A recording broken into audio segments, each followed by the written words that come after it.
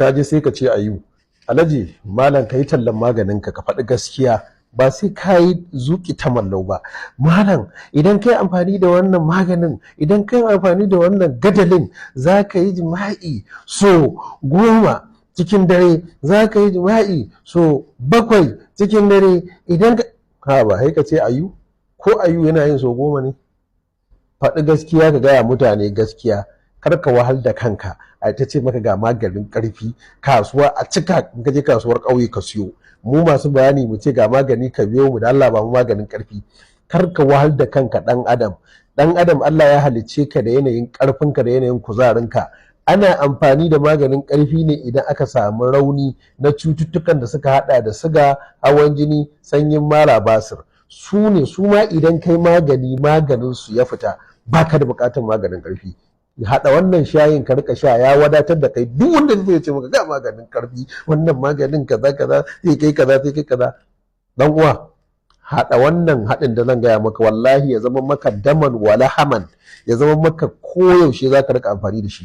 Duk wannan maganin karfin maza, waye, man fawa, kaza kaza, duk ka tafi da ka rabu da su. Abubuwa guda 4 rak za ka rika haɗawa kullum da safe ka sha. Idan saurayi ne kai ɗan shekara 30-25, za ka iya yi da safe sau 1. Idan kuma shekaru sun kai 50 abin da ya sama, za ka iya sha sau 2. Ga su kamar haka. Na farko ka samo garin namijin goro. Garin namijin goro ƙaramin cokali, sai ka samu ruwan zafi tafasasshe, sai a zuba garin namijin goro. Shikenan sai a ɗauko lemun tsami ƙwara 1, ƙara 1 ƙaramin nan, sai a yanka shi, sai a matsa, sai a samu zuma mai kyau sahihiya cokali 3, sai a zuba. Idan da hali, ban ce dole ba, inda hali kana iya sa wannan da yake da suna, bani sunan shi, madara ta ruwa, inda hali. In babu hali, waɗannan 3 kawai sun isa.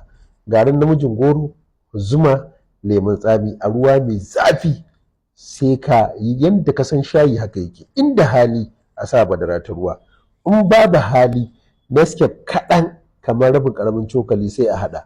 Garin namijin goron tun da kake ne mai yayi laushi, ba a buƙatar sai an tace. Haka za ka rika sha. Wannan ka sha shi da safe kafin ka karya, ka sha shi da daddare bayan ka ci abinci.